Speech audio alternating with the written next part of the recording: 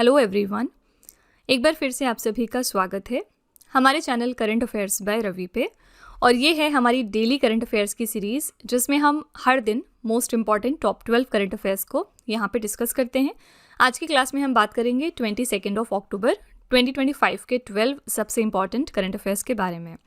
तो फ्रेंड्स, अगर आप किसी भी एग्ज़ाम की तैयारी कर रहे हैं ना, तो आप हमारी सीरीज़ को ज़रूर फॉलो करिएगा, क्योंकि यहाँ पर हम जो क्वेश्चंस लाते हैं वो सिलेक्टेड ही होते हैं और यहाँ से एग्ज़ाम में 90% तक क्वेश्चंस आने की जो है वो संभावना होती है। ठीक है, तो अगर आप पहली बार हमारे इस चैनल को विजिट कर रहे हैं तो मैं आपको ज़रूर रिक्वेस्ट करूँगी कि 10 से 15 दिन आप हमारी इस क्लास को करके देखिए।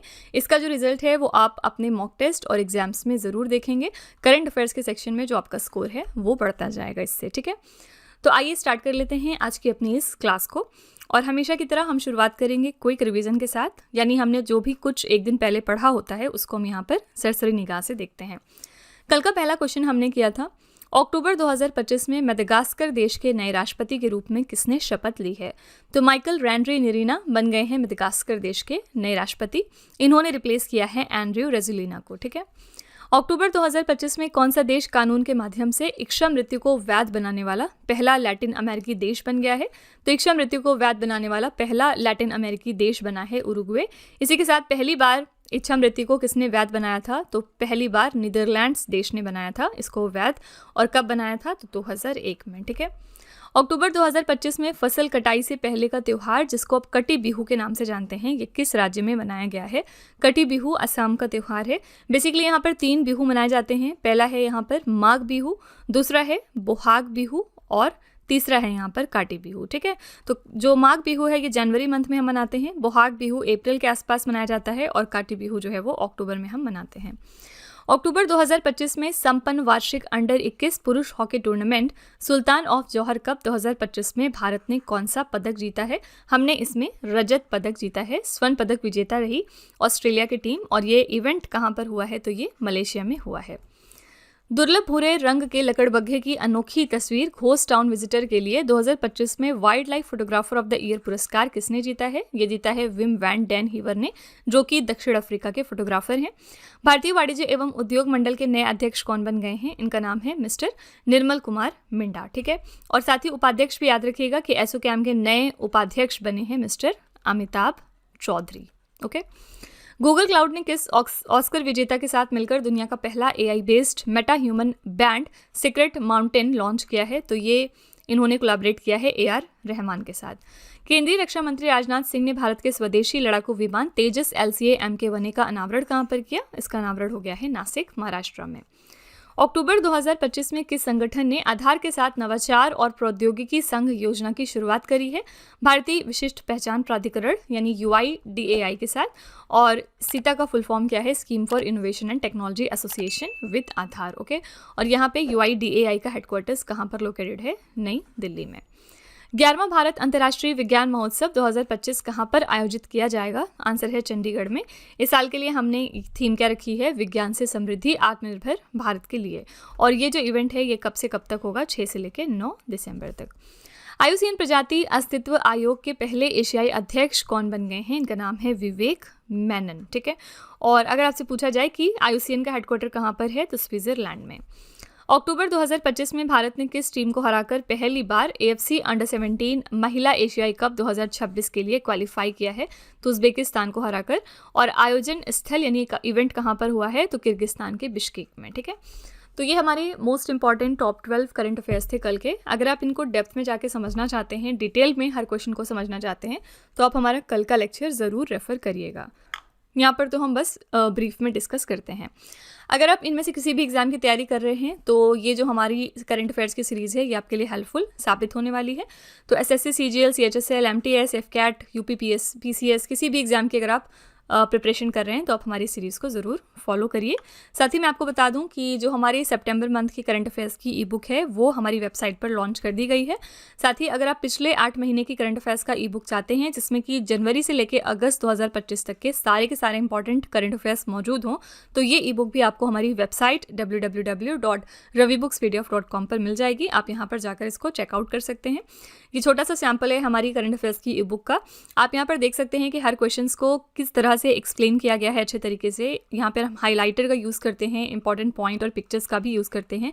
स्टैटिक जीके की बहुत सारी चीज़ें आपको मिल जाएंगी ताकि हर क्वेश्चन पे जो आपकी पकड़ है, हर क्वेश्चन को समझना आपके लिए आसान हो सके बेसिकली, और साथ ही आप इसको लॉन्ग टर्म तक भी याद रख सकें। ठीक है, तो अगर आप इंटरेस्टेड हैं, अगर आप हमारी इन ई बुक्स को परचेज़ करना चाहते हैं तो इस वेबसाइट को ज़रूर विजिट करिएगा। ओके, एनीवेज चलिए आज की क्लास अपनी हम शुरू कर लेते हैं। देखते हैं आज का पहला क्वेश्चन क्या है। अक्टूबर 2025 में दुनिया का पहला रामायण मोम संग्रहालय यानी वैक्स म्यूजियम कहाँ पर बनाया गया है? ये दुनिया का पहला रामायण वैक्स म्यूजियम है जो कि बनाया गया है उत्तर प्रदेश के अयोध्या में। ए ऑप्शन यहाँ पे करेक्ट हो जाएगा। अयोध्या में दुनिया का पहला रामायण थीम वाला वैक्स म्यूजियम खुल रहा है। ये संग्रहालय 9,850 वर्ग फुट में फैला है और इसमें 50 सजीव मोम की मूर्तियां होंगी। इसे बनाने में 6 करोड़ रुपए का खर्च आया है। इसे दक्षिण भारतीय वास्तुकला शैली में डिज़ाइन किया गया है। ठीक है, तो ये पहला ऐसा रामायण थीम पे वैक्स म्यूजियम है जो कि अयोध्या में बनाया गया है। ठीक है, आपको यहाँ पे याद रखना है कि इंटरनेशनल म्यूजियम डे हम कब मनाते हैं? 18 मई को। ठीक है, हर साल। चलिए इसी के साथ हम जो भी विश्व में पहली बार हुआ है 2025 में उसको एक बार रिवाइज कर लेते हैं। छोटी सी लिस्ट चाहिए। तो पहला क्वेश्चन है, किस वैश्विक संस्था ने चोरी हुई सांस्कृतिक वस्तुओं के विश्व के पहले आभासी संग्रहालय का शुभारंभ किया है? ये शुरुआत करी है यूनेस्को ने। सितंबर 2025 में किस देश ने डायला नामक दुनिया का पहला एआई मंत्री नियुक्त किया है? ये देश है अल्बानिया। ये आपके लिए मोस्ट इंपॉर्टेंट क्वेश्चन है क्योंकि अल्बानिया ने पहली बार एक एआई मंत्री नियुक्त किया है और इसका नाम भी याद रखिएगा, डायला नाम है इसका।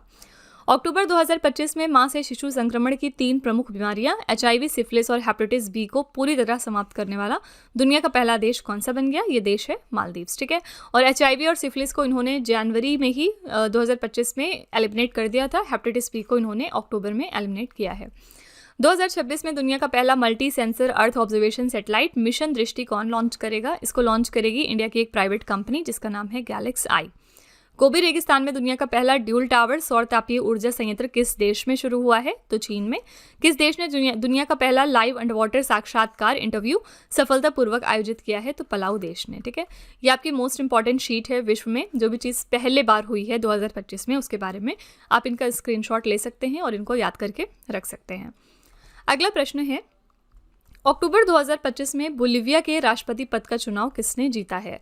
तो बोलिविया के नए प्रेसिडेंट कौन बन गए हैं? इनका नाम है रोड्रिगो पाज। ठीक है, तो दक्षिण अमेरिकी देश बोलिविया में मध्यमार्गी सेनेटर रोड्रिगो पाज ने देश के राष्ट्रपति चुनाव में जीत हासिल कर ली है। इनकी पार्टी है क्रिश्चियन डेमोक्रेटिक पार्टी और रोड्रिगो पाज ने 54.5% वोट हासिल किए हैं। बोलिविया देश की बात करेंगे तो ये दक्षिण अमेरिका के मध्य में स्थित एक स्थल रुद्ध देश है और राजधानी इसकी क्या है? इसकी 2 राजधानियां हैं। पहला है सुक्रे, ये संवैधानिक राजधानी है, और ला पाज जो है वो प्रशासनिक मुख्यालय है इनका। मुद्रा कौन सी चलती है? बोलिवियाई बोलिवियानो। ठीक है, तो यहाँ पे करेक्ट आंसर हो जाएगा रोड्रिगो पाज। ऑप्शंस में यहाँ पे खालिद अल अनानी है। इनके बारे में हम क्या इंपॉर्टेंट बात जानते हैं? ये यूनेस्को के नए महानिदेशक बनने वाले हैं और ये कौन से देश से हैं? ये इंपॉर्टेंट है, इजिप्ट से हैं। इसी के साथ ये पहले इजिप्शियन हैं, यानी पहले इजिप्ट के व्यक्ति हैं जिनको कि यूनेस्को का महानिदेशक बनाया जा रहा है। ठीक है, खालिद अल अनानी। अगला प्रश्न है, संयुक्त राष्ट्र की पर्यटन एजेंसी यानी United Nations World Tourism Organization ने आधिकारिक तौर पर किसे वर्ष 2025 के विश्व के सर्वश्रेष्ठ पर्यटन गांव के रूप में नामित किया है?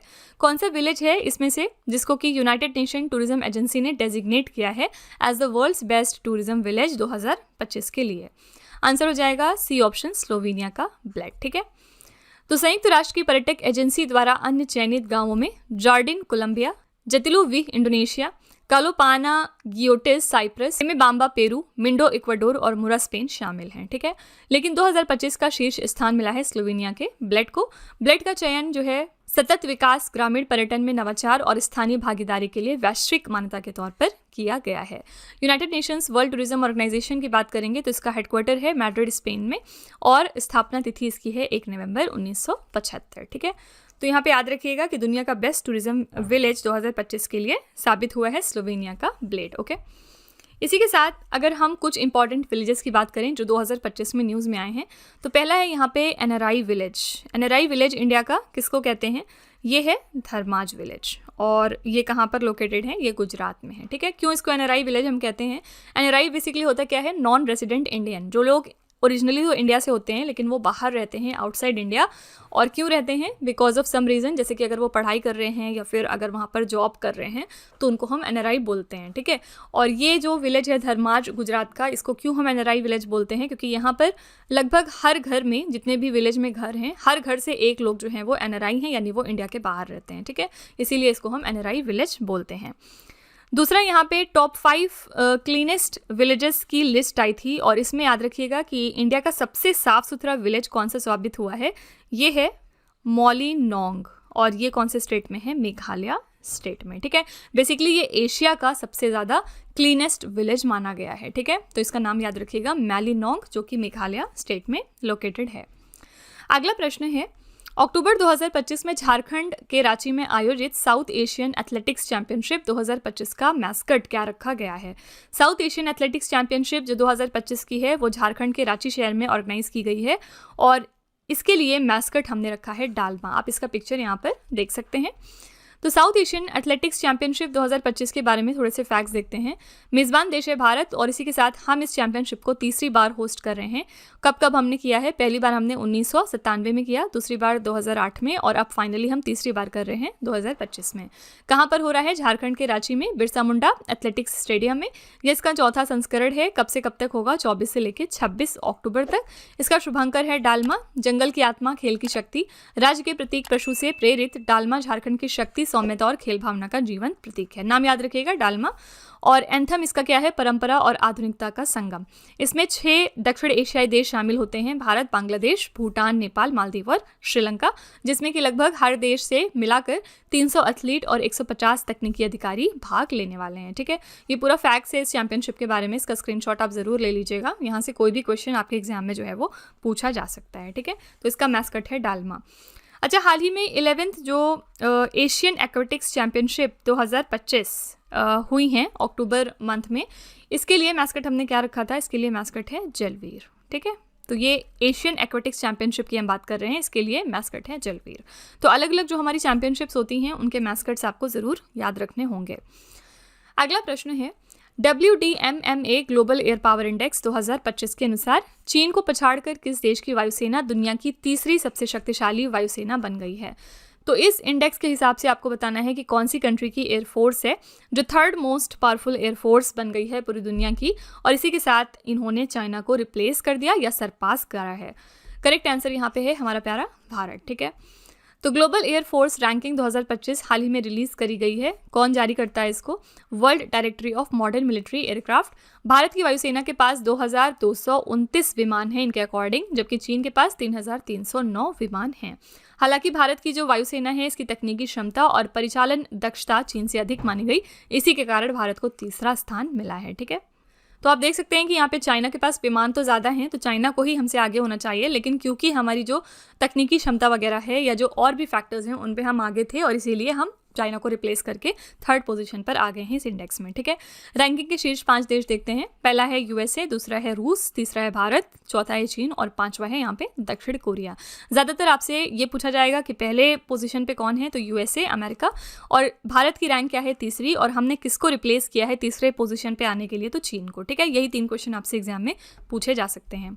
WDMMA रैंकिंग में 103 देश और 129 वायुसेनाएं शामिल हैं। भारतीय वायुसेना की ट्रेवल रेटिंग 69.4 है। ग्लोबल फायर पावर इंडेक्स 2025 में भारत की कुल सैन्य क्षमता को चौथे स्थान पर रखा गया है, ठीक है। तो this is all about the WDMMA global air power index 2025। चलिए हम इसी के साथ थोड़ी सी रैंकिंग्स यहाँ पे रिवाइज कर लेते हैं जो 2025 में रिलीज करी गई हैं। हेनले पासपोर्ट सूचकांक, इसके बारे में हम लोग बहुत बार ऑलरेडी बात कर चुके हैं। इसकी Q3 की जो रैंकिंग है वो रिलीज करी गई, जिसमें हमारा जो पोजीशन है वो कितना है? 85, ठीक है। पहला स्थान किसको मिला है? सिंगापुर का। इसी के साथ मैं आपको बता दूं कि Q1 में भी हम 85 पोजीशन पे ही थे, Q2 में हम 77 पोजीशन पे आए और Q3 में फिर से हम 85 पर आ गए हैं, ठीक है। आर्थिक स्वतंत्रता सूचकांक 2025 में भारत की रैंक है 128, पहला स्थान मिला है सिंगापुर को। वैश्विक भूख सूचकांक में हमारी रैंक है 102 और पहले स्थान पर है ग्रुप ऑफ 25 देश यानी कलेक्शन ऑफ 25 कंट्रीज, ठीक है। वैश्विक लैंगिक अंतर रिपोर्ट में हम 131 पोजीशन पर हैं और पहला स्थान मिला है आइसलैंड को। विश्व खुशहाली रिपोर्ट में हमारी रैंक है 118 और पहला स्थान मिला है फिनलैंड को। विश्व प्रेस स्वतंत्रता सूचकांक में हमारी रैंक है 151, पहला स्थान मिला है नॉर्वे को। वैश्विक आतंकवाद सूचकांक में हमारी पोजीशन है 14 और पहला स्थान मिला है बुर्किना फासो को। भ्रष्टाचार धारणा सूचकांक में हमारी रैंक है 96 और पहला स्थान यहाँ पे है डेनमार्क का। वैश्विक नवाचार सूचकांक में हमारी रैंक है 38 और पहला स्थान है स्विट्जरलैंड का। जलवायु परिवर्तन प्रदर्शन सूचकांक में हमारी रैंक है 10 और शीर्ष स्थान मिला है डेनमार्क को, ठीक है। ये आपकी मोस्ट इंपॉर्टेंट सूचकांक की लिस्ट है 2025 के लिए, इनको आप याद में जरूर रखिएगा। अगला प्रश्न है, अक्टूबर 2025 में कर्मचारी भविष्य निधि के लिए विश्वास योजना का शुभारंभ किसने किया है? जो विश्वास स्कीम है हमारी EPFO के लिए, आपको बताना है किसने लॉन्च करा है। इसको लॉन्च किया है डॉक्टर मनसुख मांडविया ने, ठीक है। तो यहाँ पे EPFO के लिए विश्वास योजना है ये, जिसका शुभारंभ हुआ है 14 अक्टूबर को। किसने इसको इनॉग्रेट किया? तो केंद्रीय श्रम एवं रोजगार मंत्री डॉक्टर मनसुख मांडविया ने। उद्देश्य क्या है? कर्मचारी भविष्य निधि एवं विविध प्रावधान अधिनियम के तहत दंडात्मक क्षतिपूर्ति को तर्क संगत बनाकर मुकदमेबाजी को कम करना, ठीक है। ये योजना EPFO और नियोक्ता दोनों के कानूनी खर्चे को कम करने पर केंद्रित है। तो यहाँ पे आपको याद रखना है कि ये जो विश्वास स्कीम है EPFO के लिए है और किसने रिलीज किया है? तो डॉक्टर मनसुख मांडविया ने। ऑप्शंस में है निर्मला सीतारमन, अश्विनी वैष्णव और भूपेंद्र यादव। कौन कौन है ये? कौन कौन से इंपॉर्टेंट ब्यूरोक्रेटिक पोजीशंस पर हैं? निर्मला सीतारमन हमारी फाइनेंस मिनिस्टर हैं, अश्विनी वैष्णव हमारे मिनिस्टर हैं इलेक्ट्रॉनिक्स एंड IT के, और भूपेंद्र यादव जो हैं ये मिनिस्टर हैं environment, forest and climate change के, ठीक है।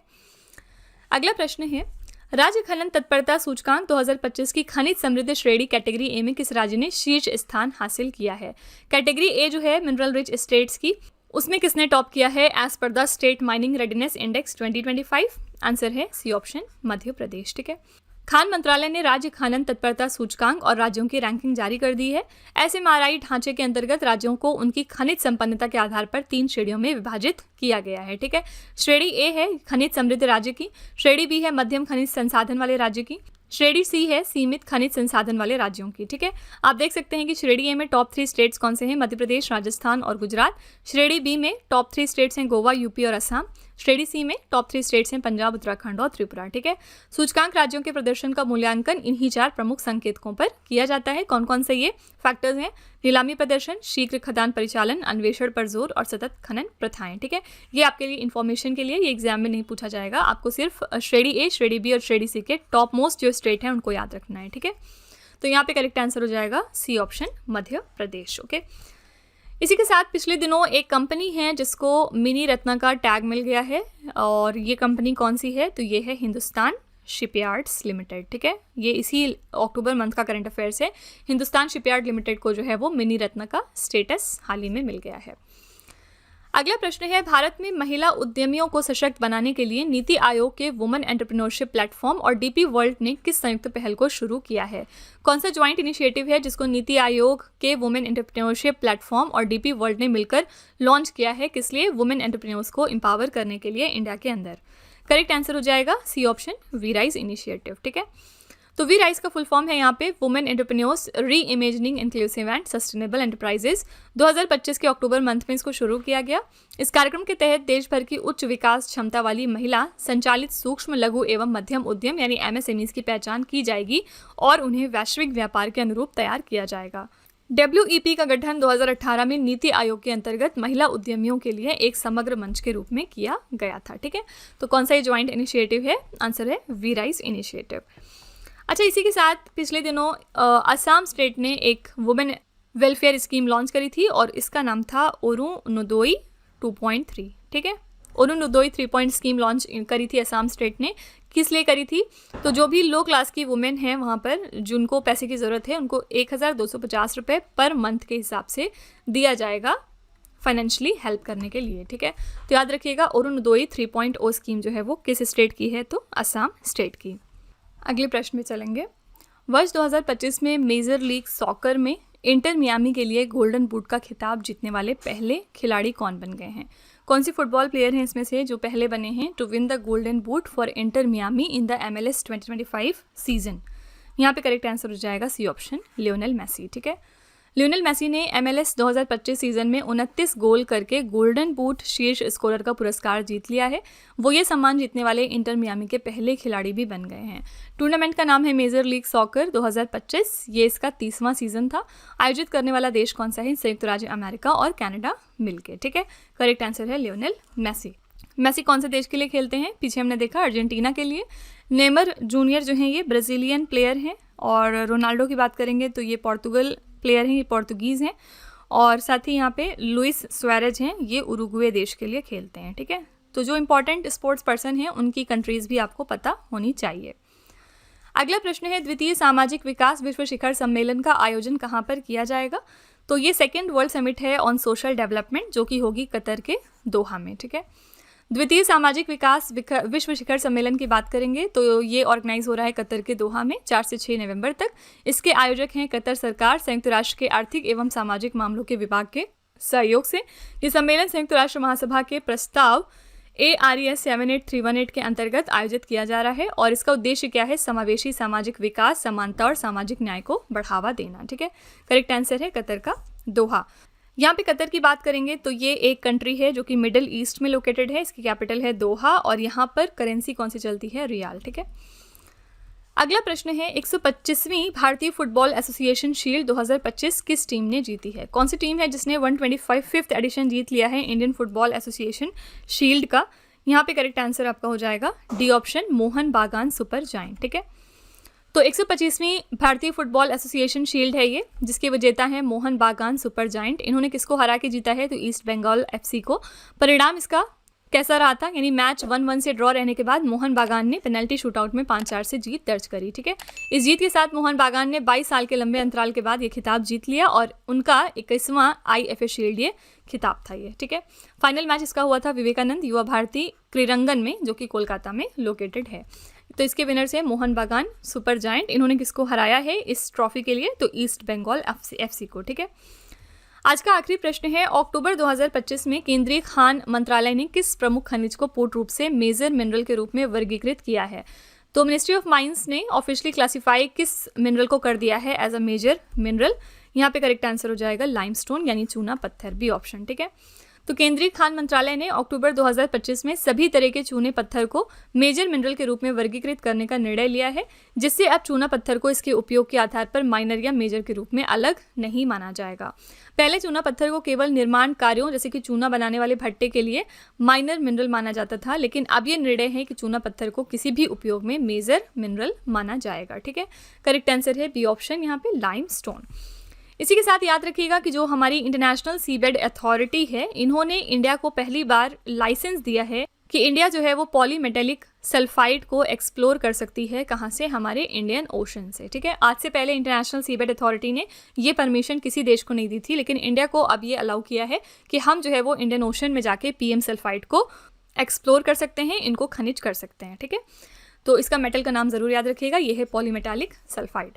तो इसी के साथ फ्रेंड्स ये थे हमारे टॉप 12 करंट अफेयर्स आज के, और हमेशा की तरह हम आपके लिए लास्ट में एक छोटा सा टेस्ट रखते हैं ताकि आप खुद को एनालाइज कर सकें, ये देख सकें कि आपने कितना पढ़ा, कितना समझा है। आज का पहला क्वेश्चन है आपके लिए, अक्टूबर 2025 में झारखंड के रांची में आयोजित साउथ एशियन एथलेटिक्स चैंपियनशिप 2025 का शुभांकर क्या रखा गया? दूसरा प्रश्न है, अक्टूबर 2025 में बोलीविया के राष्ट्रपति पद का चुनाव किसने जीता है? और तीसरा प्रश्न है, वर्ष 2025 में मेजर लीग सॉकर के में इंटर मियामी के लिए गोल्डन बूट का खिताब जीतने वाले पहले खिलाड़ी कौन बन गए हैं? ये 3 प्रश्न है आपके लिए एज अ होमवर्क। इनका जो जवाब है वो आपको कमेंट सेक्शन में जाके लिखना है। और इसी के साथ फ्रेंड्स हमारी क्लास यहाँ पर एंड होती है। आई रियली होप कि आपको क्लास पसंद आई होगी। आप अपना रिव्यू जो है वो कमेंट सेक्शन में ज़रूर लिखिएगा कि आपको क्लास कैसी लगी। साथ ही अगर आप चाहते हैं कि कुछ इसमें इम्प्रूवमेंट हो तो आप वो भी कमेंट में लिख सकते हैं, हम उसको इम्प्लीमेंट करने की कोशिश करेंगे। ठीक है, तो इसी तरह के बेस्ट क्वालिटी कंटेंट और अच्छी प्रिपरेशन के लिए हमारे चैनल के साथ जुड़े रहिए। मिलते हैं अगले लेक्चर में एक और इम्पॉर्टेंट टॉपिक के साथ। Till then stay tuned. Thank you so much for watching. Also don't forget to like, share and subscribe our channel. Friends यहाँ पे वीडियो को एंड करने से पहले मैं आपको एक छोटी सी इन्फॉर्मेशन दे दूँ कि अगर आप इंग्लिश मीडियम में ज़्यादा कंफर्टेबल हैं, यानी कि अगर आप करंट अफेयर्स को और स्टैटिक जीके को इंग्लिश मीडियम में पढ़ना प्रेफर करते हैं, तो इसके लिए आप हमारे चैनल रवि अदिति क्लासेस को सब्सक्राइब कर सकते हैं। इसके अलावा अगर आपको बुक्स चाहिए प्रिंटेड फॉर्मेट में, तो ये आपको मिल जाएगी हमारी वेबसाइट www.raviaditipublication.com पर, और ये आपके घर तक भी डिलीवर की जाएंगी। तो फिलहाल आपके लिए हमने लॉन्च किया है जीएस का one liner 25,000 plus exam fact का बुक, जहाँ पर सभी इंपॉर्टेंट क्वेश्चंस को हमने कवर किया है। साथ ही यहाँ पे आपको जनरल साइंस, जीके और एनसीईआरटी के नोट्स वगैरह भी मिल जाएंगे। इसके अलावा अगर आपको ई बुक्स चाहिए तो ये आपको ईमेल के थ्रू इंस्टेंटली डिलीवर की जाएगी, और ये मिलेगी आपको हमारी वेबसाइट www.ravibookspdf.com पर। तो यहाँ पर आप देख सकते हैं कि जनवरी से लेकर मई, यानी कि लास्ट 5 मंथ का करंट अफेयर्स का ई बुक हमने लॉन्च किया है आपके लिए। इसके अलावा मंथली और ईयरली ई बुक्स भी मिल जाएंगी। साथ ही 11,000 प्लस जीके जीएस का बुक भी आपके लिए अवेलेबल किया गया है। ठीक है, तो अगर आपको इनमें से कोई भी ई बुक चाहिए तो इस वेबसाइट पर जाके आप इनको परचेज कर सकते हैं। साथ ही ये हमारा मोबाइल एप्लीकेशन है जिसका नाम है रवि स्टडी ऐप। अगर आपको इस वीडियो का फ्री पीडीएफ चाहिए तो आप यहाँ पर जाके इसको डाउनलोड कर सकते हैं। इस एप्लीकेशन में और भी चीज़ें हैं आपके लिए, जैसे कि जीएस की टेस्ट सीरीज़, करंट अफेयर्स के नोट्स, यूट्यूब के वीडियो नोट्स, करंट अफेयर्स की ई बुक्स, जीके जीएस की ई बुक्स एटसेट्रा। ठीक है, तो आप इस एप्लीकेशन को डाउनलोड करके फर्दर एक्सप्लोर कर सकते हैं। और सभी वीडियोस और ई बुक से रिलेटेड जो अपडेट्स हैं वो आपको मिलेगी हमारे Telegram channel current affairs by Ravi पर। तो इसको भी आप ज़रूर ज्वाइन कर लीजिएगा, जिससे कि आप हमारे सारे न्यू लॉन्चेस से अपडेटेड रहें। ठीक है।